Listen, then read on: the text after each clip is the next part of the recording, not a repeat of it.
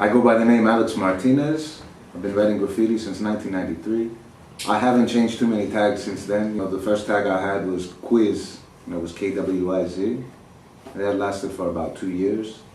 And then after that I took on the name Shine. And just trying to find your way in the graffiti world. And as I said before, it was kind of like the internet before the internet.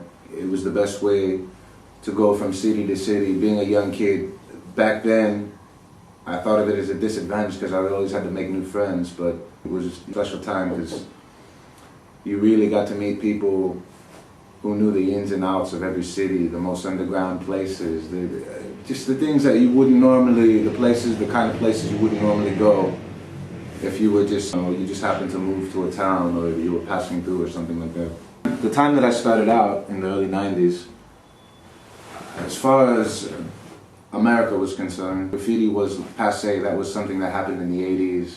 It was something that died down, so everything, breakdancing, graffiti, all that type of thing, it was played out completely.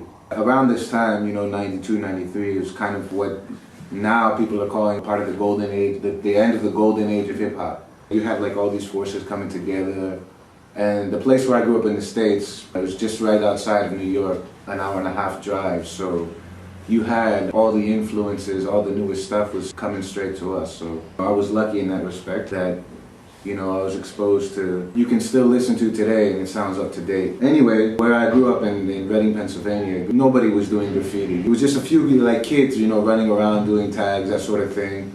To find a piece or a wild style or something like that, it was very rare. It was only on like some trips that I had gone. I went to see the Statue of Liberty in New York and I remember the trains being completely bombed. It was just like inside out. You felt like you were in a war zone or something like that.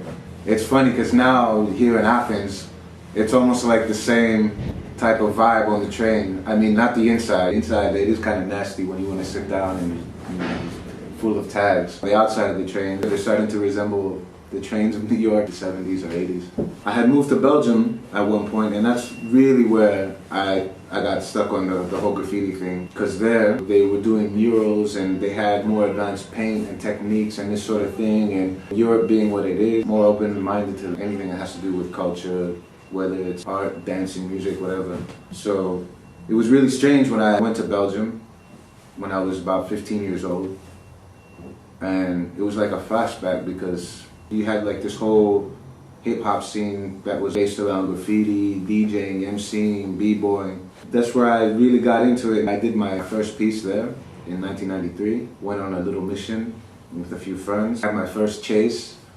So, I guess from that moment on, I was hooked. Coming to Greece after that for a very short period of time, it just made me hungrier to want to go back to the roots kind of and really search out the whole graffiti thing, because when I came here, I didn't have the luxury of living in Athens, so I was on an island, on Lesbos. One of my bright ideas was, go back to the States. I wanted to go to art school. The best way to do that is, to go to the army. And when you go to the army, they pay for your tuition and all that stuff. Yeah, just from then on, I met up with this crew called Walbrock, RTDs. They were all kids who were influenced by the whole West Coast thing. I went to San Antonio in Texas, and it has like a huge Hispanic community. There was a gang culture there, I guess real graffiti. And then from there, I traveled around, and for me, I just got to see, just got to meet like real legends. But one of the craziest moments for me was, being in the Bronx, 3 o'clock in the morning, going to do this spot, on my own. And, guys asking me for money, and it's case 2. I've been now in Greece, in the beginning going back and forth, but I've been here now since about 2007. When I left, actually, in 97, I think that's like when graffiti was really blowing up here in Athens. At that moment I was off back to the States, so I didn't really get to meet anybody or anything like that. And now, slowly, since I came back in 2008, making lots of connections with different people. The whole idea of, doing graffiti it's illegal. I don't know what, but something just keeps me going and doing it. And it's funny because, when people see me painting on the street, like, oh, that's so beautiful, I really like that, but I don't like those tags over there.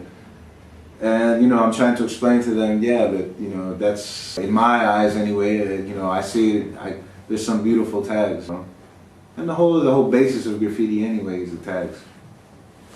There's so many different reasons why so many different people do it. And I think it really just comes down to the character of the individual. That has its ups and it has its good side and its bad side. Branch out and try different things. Don't listen to anybody, because there's going to be a line of 50 people telling you reasons why you shouldn't do it, why it's bad. Don't listen to them. That's all I can say. I want to say thanks to the Phatt Caps team.